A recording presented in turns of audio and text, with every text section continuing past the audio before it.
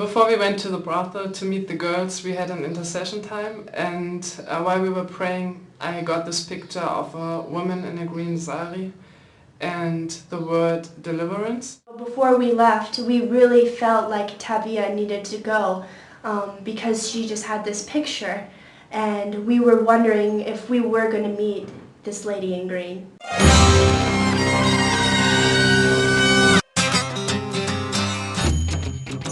We just began walking down the street, and we just saw women, rows and rows of women sitting out in front of the buildings and the steps, just basically waiting for customers to come. And when we arrived there, we went up these really narrow, dark, musty stairs. You couldn't see anything. It was dark. It was hard to breathe, and we went up about 4 flights of stairs.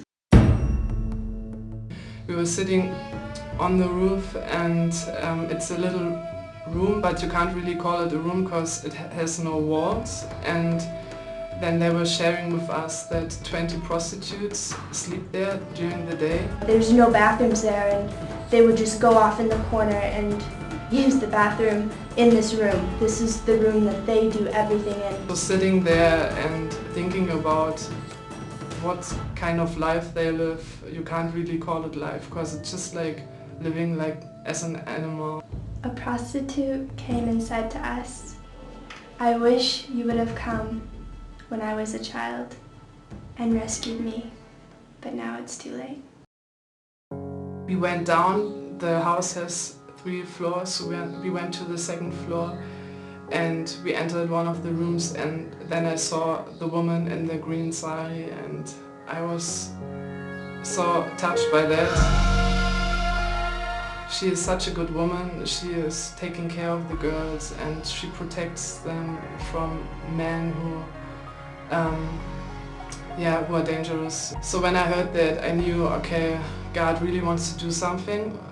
He wants to rescue that woman. So I shared with her that I had this picture of her and that God wants to deliver her. And she wanted to be delivered from this place.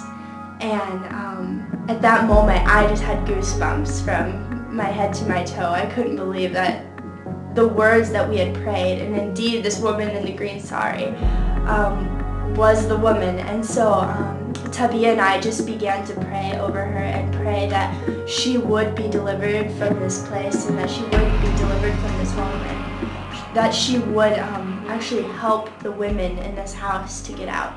I just felt that something happened in that moment, and we prayed for her and we encouraged her, and I really hope that she will find a way out of the brothel.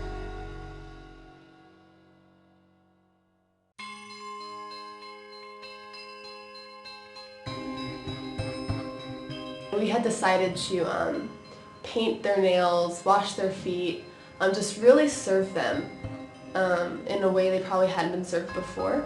For a group of girls just hanging out, face masks and manicures and pedicures, it just became hanging out with my friends. It was really just like hanging out with a bunch of girls having a slumber party. And everyone was happy and smiling and laughing, and that's all that really I noticed, and I kind of forgot where I was. And as we were washing their feet and giving them pedicures, they were beginning to tear up because they had never had someone serve them in this way before. When it was time to go, we packed up our things and we started walking down the stairs. Then I kind of remembered I was in a brothel and didn't like touching the walls. It was just very dingy, dirty. There were walls built where the women worked. They built these tiny rooms where they would go in, and it just didn't feel good to be there anymore. And we were walking down the stairs, and there were 2 men walking up the stairs because it was evening time. And I was at the very back of the line, and it was very dark, and I actually started to tear up because it just became real that these men were coming up to use the women that had just become my friends. I think about putting myself in their position, and if I were begging on the street, if I were starving, if my child needed food, I would be in their shoes as well. You have to find a way to survive, but that's not what any of them wanted. And it was just really, it became really dramatic to go down the steps and have to step to the side to let these 2 men come upstairs. It became a brothel again. that it was really hard to leave. And so ever since, they've really been on all of our hearts to get to be with them again and to try to. We've been trying to take them out to dinner sometimes to spend time with them, just because, yeah, it was really hard to leave.